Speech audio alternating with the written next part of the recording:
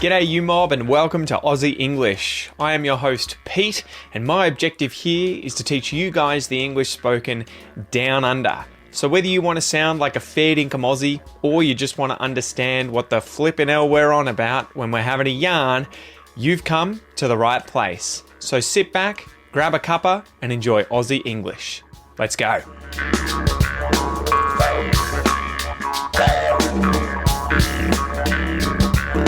G'day you mob, how's it going? Welcome to this episode of Aussie English, the number one place for anyone and everyone wanting to learn Australian English. Now we are finally recording a new expression episode for 2023. Today's episode is going to be about the expression on your bike. On your bike. You may hear this as well as get on your bike, but on your bike and saying it with that real on ya, that very Australian on ya, on you, good on ya.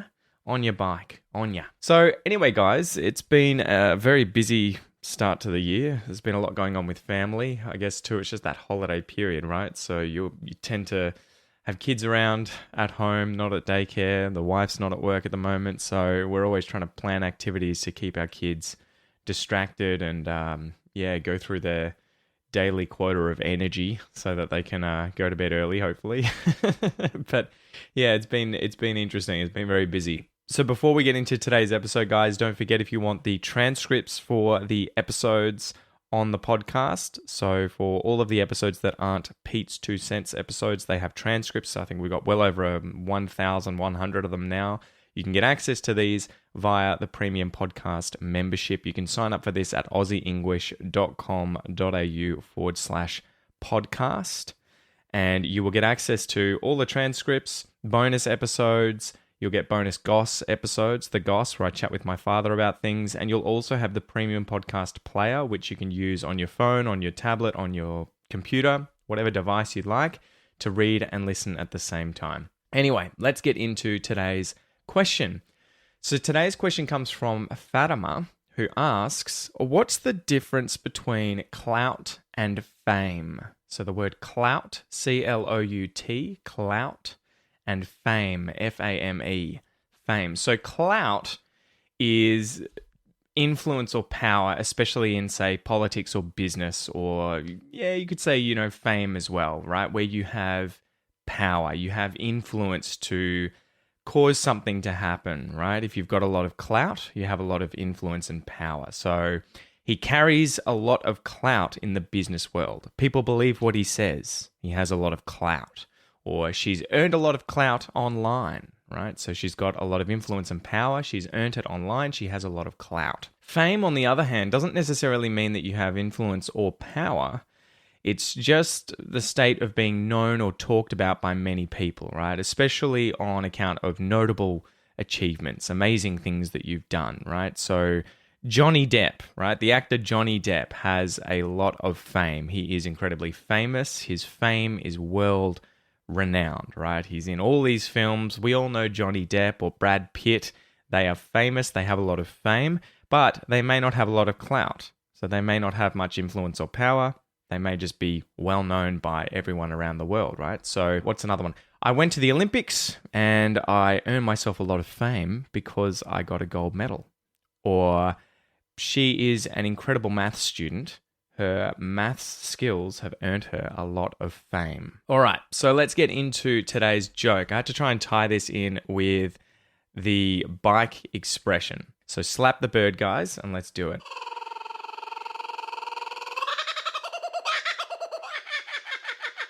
Okay, so here's the joke. Why can't a bicycle stand up on its own? Why can't a bike, stand up on its own? Stand up by itself? Because it's too tired. Do you get it? Too tired. So it's too tired to stand up, right? So here, too, T-O-O, would be to a higher degree than is desirable, permissible, or possible, right? Excessively. And tired is in the need of sleep or rest or recovery, right? You're weary. So if you're too tired, you are excessively requiring sleep or rest. But the pun here is with that phrase, too tired, and too tired, pronounced the same way, spelled TWO as in the number 2, and tired as in TYRED, as in the tires on the bike. So the bike has 2 tires, that's why it's a bicycle, it's a bike. So if you just let it sit there, if you let go of a bike, it's going to fall over because it's only got 2 tires. It's too tired. Right? Hopefully that makes sense. Whereas if it was a tricycle, it would stand up because it has 3 tires. All right, so let's get into today's expression, on your bike. On your bike, mate. On your bike. So on, you'll know what the preposition on means. This is physically in contact with and supported by a surface. It's on something, right? If you're on a bike, you are sitting on a bike. You are on the seat on the bike. So the meal is on the table. It's sitting, it's resting on the table. Or my watch is on my wrist. It's attached to, it's supported by my wrist. It's on my wrist. Your, the word your, I'm sure you'll know this word as well. This is the second person possessive pronoun. This is your food. This is your house. These are your friends, your bike, your wristwatch, your. And lastly, a bike, another word that you'll know, is a pedal-powered 2-wheeled vehicle. So I had a bike as a kid. She loves riding her bike to work. So the definition of the phrase on your bike, like literally it is, get on your bike, sit on your bike, mount your bike, get on your bike. But we're using this figuratively to mean go away or leave, off you go, it's time to go, it's time to leave, right? On your bike. As if, I guess you could think about this like this, as if you rode to someone's house, you took your bike, you arrived on your bike, and then they said, you better go on your bike, get on your bike and leave. So you have to ride your bike home. So let's go through 3 examples of how I would use this expression. So example number 1, imagine you are a man who lives in a neighborhood, you've got a beautiful family, and you have a very, very attractive and amazing young daughter, right? So she's a teenager, and she's always now getting the attention of the local boys in the neighborhood. They're often coming over, knocking on the door, asking her to come out and hang with them, right? Hang in air quotations. But you really know it's not necessarily hanging that the boys would like to do with your daughter. It's more closer to probably Netflix and chill, if you know what I mean. So you're a more conservative kind of parent, and anytime these little guys come over to your house, they show up on your doorstep, they give you a rat-a-tat-tat on the door, and they're like, hey, where's your daughter? You might say to them, she's not home, on your bike, right? Get out of here, go home, bugger off, on your bike. Example number 2, imagine you're at work, and it's Friday night drinks, right? So Friday night has come around, it's been a hard week working at work. You and all your colleagues have decided, instead of going out this evening, we're going to stay at the office, we're going to order in a bunch of takeaway. So you guys order a bunch of pizzas, you're in charge of doing it all. You've taken the orders down, you've rung up the pizza joint, you've then put your order in, you paid for it, and now you're just waiting for it to arrive. 30 minutes later, you get a call on your phone, and the guy who's bringing the pizzas over is like, hey mate, I'm out the front. But by this time, you've had a few drinks and you're a little bit tipsy, and so you're sort of not concentrating and you're not paying attention to the fact that the delivery guy is waiting for you out the front, and your colleagues have to sort of, give you a bit of a nudge, and they're getting impatient, they're hungry, and they're like, mate, get on your bike, right? Go downstairs, grab the pizzas, on your bike, mate. Go get the pizzas, get on your bike, time to go, time to leave, go get them. Example number 3. So imagine you've got some kids at high school. And I was definitely like this when I was a kid, right? So my parents every single morning had to battle with me to get out of bed, had to battle with me to have a shower, to get ready for school, and to, eat my breakfast and then get out the door on time so that I could catch the bus and get to school on time. Because if I missed the bus, my parents would be the ones who had to drive me to school. So your kids are always tired, they're grumpy, they're not in the mood for being punctual or on time. And yeah, you're worried that they won't get a rattle on in the morning, they won't hurry up, they won't get a move on, and they'll miss the bus. So you have to hound them, you have to pester them, they have to get ready. Eventually, you get them ready. They're still dilly-dallying around, though. They're still piss-farting around, wasting time, watching TV or chatting with friends on their phones, and you just yell out, you know what, guys? Get on your bike. On your bike, guys. It's time to go. It's time to leave. You're going to miss the bus. The bus will be here in like 1 minute. On your bike. On your bike. So there you go, guys. Hopefully now you understand the expression on your bike.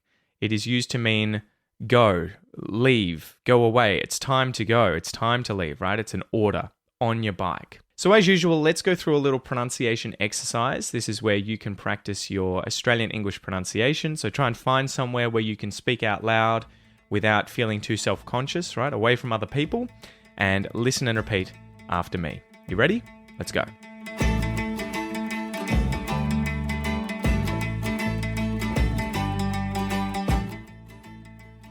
On your bike, on your bike, on your bike, on your bike, on your bike. I said on your bike, mate. You said on your bike, mate. He said on your bike, mate. She said on your bike, mate. We said on your bike, mate. They said on your bike, mate. It said on your bike, mate. Great job, guys. Great job. So don't forget the on ya. And remember that in Australian pronunciation, if on ya is at the end of a phrase or there's no word that kind of comes after the ya, we'll pronounce it with that vowel sound. Oh, good on ya. Good on ya. But if on ya is in the middle of a sentence and there's a word after it, like on your bike, what did you just notice happened to the sound? Instead, this time it's an sound. On your bike. It's a schwa sound. On your bike. On your bike. So we're just reducing the word your and we're saying on your bike.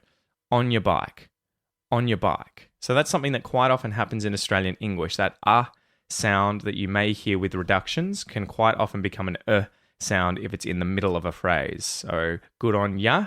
Good on ya. Good on you, mate. Good on ya. Good on you, mate. Good on you, mate. On your bike. On your bike. So don't forget, guys, if you want to work on your Australian pronunciation, go check out my Australian pronunciation course at aussieenglish.com.au/APC.